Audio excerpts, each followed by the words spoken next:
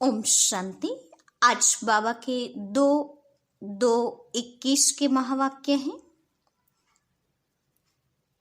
मुरली का टाइटल है मीठे बच्चे, खुदा तुम्हारा दोस्त है, रावण तुम्हारा दुश्मन है। इसलिए तुम खुदा को प्यार करते और रावण को जलाते हो। आज का प्रश्न है, किन बच्चों को अनेकों की आशीर्वाद स्वतः मिलती जाते हैं? किन बच्चों को अनेकों की आशीर्वाद स्वतः मिलती जाती हैं? उत्तर है, जो बच्चे याद में रह स्वयं भी पवित्र बनते, दूसरों को भी आप समान बनाते हैं, उन्हें अनेकों की आशीर्वाद मिल जाती हैं। वे बहुत उच्च पद पाते हैं। बाप तुम बच्चों को श्रेष्ठ बनने की एक ही श्रीमत देते हैं। बच्चे, किसी भी देहधारी को याद न कर मुझे याद करो। गीत है, आखिर वह दिन आया आज। ओम शांति। ओम शांति का अर्थ तो रूहानी बाप ने रूहानी बच्चों को समझाया है। ओम माना मैं आत्मा हूँ और वह मेरा शरीर है। आत्मा तो देखने में नहीं आती है।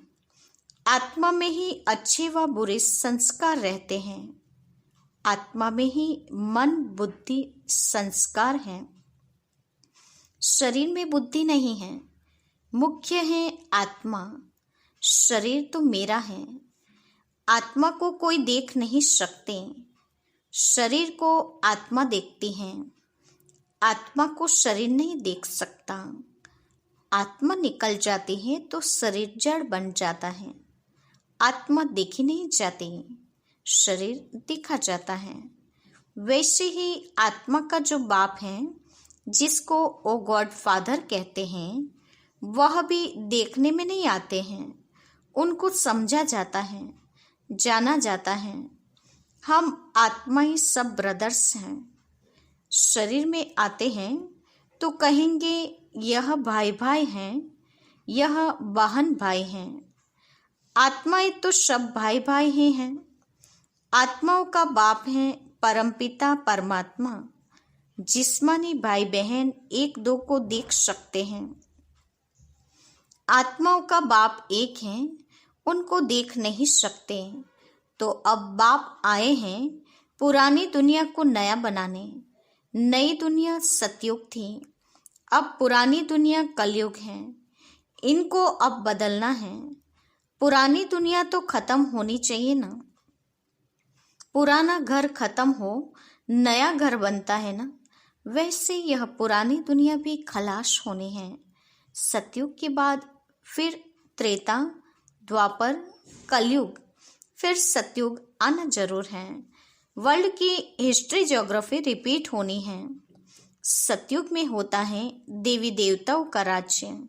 सूर्यवंशी, चंद्रवंशी, उनको कहा जाता है लक्ष्मी नारायण की डिनाइस्टी, राम सीता की डिनाइस्टी। यह तो सहज है ना। फिर द्वापर कलयुग में और धर्म आते हैं। फिर देवता जो पवित्र थे वह अपवित्र बन जाते। इनको कहा जाता है रावण राज्य। रावण को वर्ष वर्ष जलाते आते हैं, परंतु जलता ही नहीं। फिर जलाते रहते हैं। यह है सबका बड़ा दुश्मन, इसलिए उनको जलाने की रस्म पड़ गई है। भारत का नंबर 1 दुश्मन कौन है और फिर नंबर 1 दोस्त कौन? सदा सुख देने वाला खुदा है ना। खुदा को दोस्त कहते हैं ना। इस पर एक कहानी भी है। तो खुदा है दोस्त, रावण है दुश्मन। खुदा को जो दोस्त हैं उनको कभी जलाएंगे नहीं।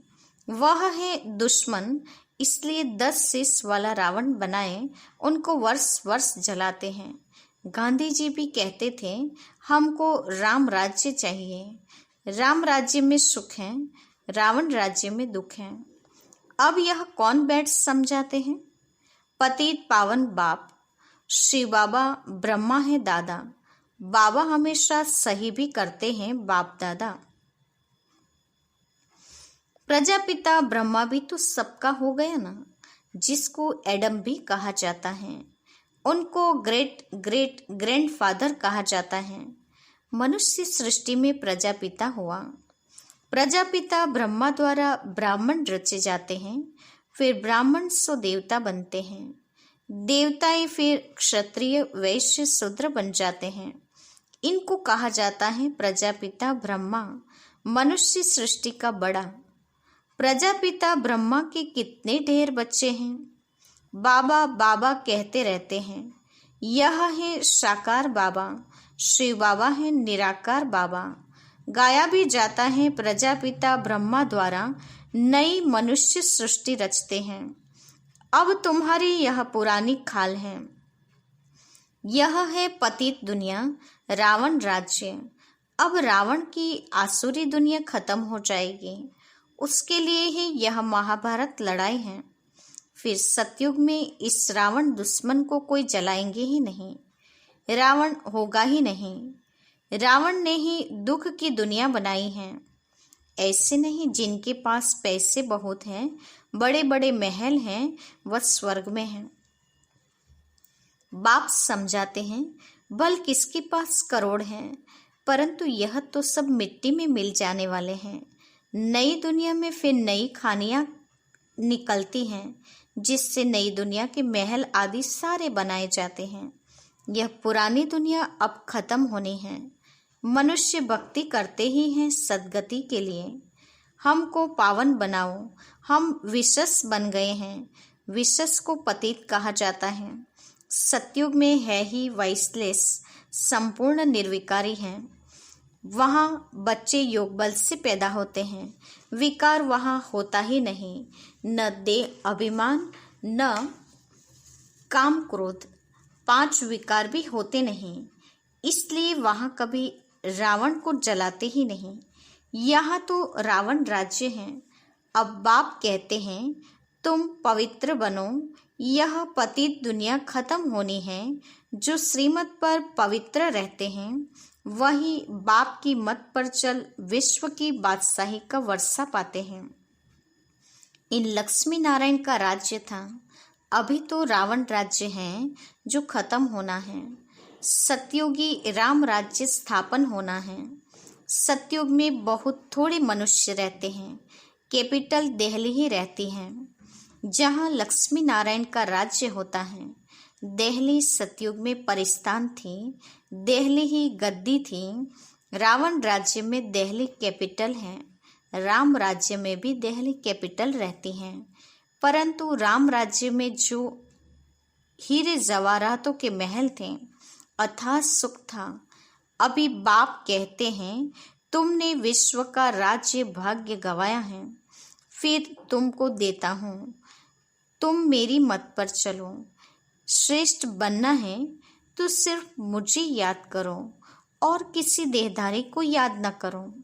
अपने को आत्मा समझ मुझ बाप को याद करो तो तमोप्रधान से सतोप्रधान बन जाएंगे। तुम मेरे पास चले आएंगे।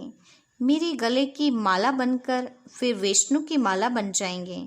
माला के ऊपर में मैं हूँ, फिर 2 हैं ब्रह्मा सरस्वती।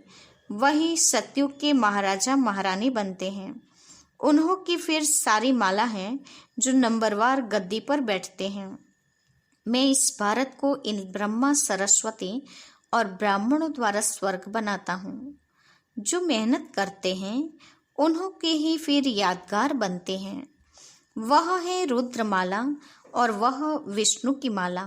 रुद्रमाला है आत्माओं की और विष्णु माला है मनुष्यों की। आत्माओं के रहने का स्थान वह निराकारी परम धाम है, जिसको ब्रह्मांड कहते हैं। आत्मा कोई अंडे मिसल नहीं है। आत्मा तो बिंदी मिसल है। हम सब आत्माएं वहाँ स्वीट होम में रहने वाली हैं। बाप के साथ हम आत्माएं रहती हैं। वह है मुक्तिधाम। मनुष्य चाहते हैं मुक्तिधाम में जाएं, परंतु वापिस कोई फिर एक भी जा नहीं सकते। सबको पार्ट में आना ही है। तब तक बाप तुमको तैयार कराते रहते हैं। तुम तैयार हो जाएंगे, फिर जो भी आत्माएं हैं वह सब आ जाएंगी। फिर खलास, तुम जाकर नई दुनिया में राज्य करेंगे। फिर नंबरवार चक्र लगेगा। गीत में सुना ना, आखिर वह दिन आया आज। तुम जानते हो, जो भारतवासी अब नरकवासी हैं वह फिर स्वर्गवासी बनेंगे। बाकी सब आत्माएं शांति धाम में चली जाएगी। समझाना बहुत थोड़ा है। अल्फ बाबा बे बादशाही, अल्फ को बादशाही मिल जाती है। अभी बाप कहते हैं मैं वही राज्य फिर से स्थापन करता हूँ। तुम 84 जन्म भोग अब पतित बन गए हो। पतित बनाया है रावण ने, फिर पावन कौन बनाते हैं? भगवान, जिसको पतित पावन कहते हैं। तुम कैसे पतित से पावन, पावन से पतित बनते हो? वह सारी हिस्ट्री ज्योग्राफी रिपीट होगी। वह विनाश है ही इसके लिए। कहते हैं ब्रह्मा की आयु शास्त्रों में 100 वर्ष है। यह जो ब्रह्मा है जिसमें बाप बैठ वर्षा दिलाते हैं, उनका भी शरीर छूट जाएगा।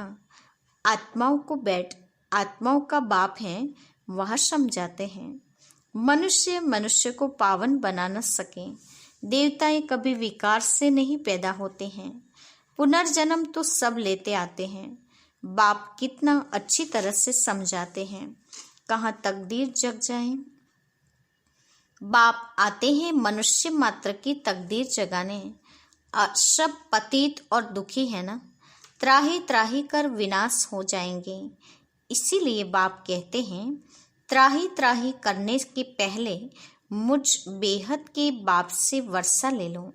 यह जो कुछ दुनिया में देखते हो यह सब खत्म हो जाना है। Fall of Bharat, rise of Bharat, इसका ही खेल है। राइज ऑफ वर्ल्ड, स्वर्ग में कौन कौन राज्य करते हैं, यह बाप ही बैठ समझाते हैं। राइज ऑफ भारत, देवताओं का राज्य। फॉल ऑफ भारत, रावण राज्य। अभी नई दुनिया बन रही है। बाप से पढ़ रहे हो नई दुनिया का वर्षा लेने। कितना सहज है। यह है मनुष्य से देवता बनने की पढ़ाई। यह भी अच्छी रीति समझना है। कौन कौन से धर्म कब आते हैं? द्वापर के बाद ही फिर और धर्म आते हैं। पहले सुख भोगते हैं, फिर दुख। ये सारा चक्र बुद्धि में बिठाना होता है, जिससे तुम चक्रवर्ती महाराजा महारानी बनते हो। सिर्फ अल्फ और बे को समझना है। अब विनाश तो होना ही है। हंगामा इतना हो जाएगा जो विलायत के फिर आ भी नहीं सकेंगे। इसलिए बाप समझाते हैं भारत भूमि सबसे उत्तम है। जबरदस्त लड़ाई लगेगी, फिर वहाँ के वहाँ ही रह जाएंगे। 50-60 लाख भी देंगे तो भी मुश्किल आ सकेंगे। भारत भूमि सबसे उत्तम है, जहाँ बाप आकर अवतार लेते हैं। शिव जयंती भी यहाँ मनाई जाती है। सिर्फ कृष्ण का नाम डालने से सारी महिमा ही खत्म हो गई है। सर्व मनुष्य मात्र का लिबरेटर यहाँ ही आकर अवतार लेते हैं। शिव जयंती भी यहाँ मनाते हैं। गॉड फादर ही हैं जो आकर लिबरेट करते हैं। तो ऐसे बाप को ही नमन करना चाहिए, उनकी ही जयंती मनाना चाहिए। वह बाप यहाँ भारत में आकर सबको पावन बनाते हैं, तो यह सबसे बड़ा तीर्थ ठहरा। सबको दुर्गति से छुड़ाए सद्गति देते हैं। यह ड्रामा बना हुआ है। अभी तुम आत्माएं जानती हो। हमारा बाबा हमको इस शरीर द्वारा यह राज समझा रहे हैं। हम आत्मा इस शरीर द्वारा सुनते हैं। आत्म अभिमानी बनना है। अपने को आत्मा समझ बाप को याद करो तो कट निकलती जाएगी और प्योर बन तुम बाप के पास आ जाएंगे। जितना करेंगे उतना पवित्र बनेंगे। औरों को भी आप समान बनाएंगे तो बहुतों की आशीर्वाद मिलेगी, उच्च पद पालेंगे। इसलिए गाया जाता है सेकंड में जीवन मुक्ति। अच्छा, मीठे मीठे सिकिलते बच्चों के प्रति माता पिता बाप दादा का याद प्यार और गुड मॉर्निंग। रूहानी बाप की रूहानी बच्चों को नमस्ते। हम रूहानी बच्चों की रूहानी माता पिता बाप दादा को याद प्यार और नमस्ते। पूरी मुरली का धारणा युक्त मुख्य सार। पहले पॉइंट, श्रीमत पर पवित्र बन, हर कदम बाप की मत पर चल, विश्व की बादशाही लेनी है, बाप के समान दुख हरता सुख करता बनना है, मनुष्य से देवता बनने की यह पढ़ाई सदा पढ़ते रहना है, सबको आप समान बनाने की सेवा करके आशीर्वाद प्राप्त करने हैं। आज का वरदान है, अधिकारीपन की स्थिति द्वारा बाप को अपना साथी बनाने वाले सदा विजयी भव। अधिकारीपन की स्थिति द्वारा बाप को अपना साथी बनाने वाले सदा विजयी भव। वरदान का स्पष्टीकरण है, बाप को साथी बनाने का सहज तरीका है अधिकारीपन की स्थिति। जब अधिकारपन की स्थिति में स्थित रहते हो तब व्यर्थ संकल्प व अशुद्ध संकल्पों की हलचल में व अनेक रसों में बुद्धि डगमग नहीं होती। बुद्धि की एकाग्रता द्वारा सामना करने, परखने व निर्णय करने की शक्ति आ जाते हैं, जो सहज ही माया के अनेक प्रकार के वार से विजयी बना देती हैं। आज का स्लोगन है, राजयोगी वह है जो सेकंड में सार से विस्तार और विस्तार से सार में जाने का अभ्यासी है। राजयोगी वह है जो सेकंड में सार से विस्तार और विस्तार से सार में जाने के अभ्यासी हैं। आज की मुख्य पॉइंट्स है, आज विशेष बाबा ने हम बच्चों को बताया है कि रावण तुम्हारा दुश्मन है, इसीलिए उसे हर वर्ष जलाते हैं, जबकि खुदा तुम्हारा दोस्त है, इसीलिए खुदा को प्यार किया जाता है। साथ ही बाबा ने कहा कि किन बच्चों को आशीर्वाद स्वतः मिल जाते हैं, तो जो बच्चे सदा याद में रहते हैं और पवित्र बनते हैं, दूसरों को आप समान बनाते हैं, उन्हें सहज बाप की आशीर्वाद मिल जाते और बहुत उच्च पद के वो अधिकारी बन जाते हैं। बाबा का डायरेक्शन अभी ये है कि बच्चे तुम किसी भी देहधारी को याद नहीं करो, तो ये डायरेक्शन हमें पूरा फॉलो करना है। साथ ही बाबा ने कहा ये पुरानी कलयुगी दुनिया खलास होनी है, वापस नया घर सतयुग आना है, हिस्ट्री वर्ल्ड की वापस रिपीट होनी है। बाप अभी समझाते हैं किसके भल कितने भी करोड़ होंगे, लेकिन सब मिट्टी में मिल जाने हैं। नई दुनिया में फिर नए सिर से नई खानियाँ निकलेगी, जिससे नए महल बनेंगे। तो इस बात की हमें खुशी होनी चाहिए।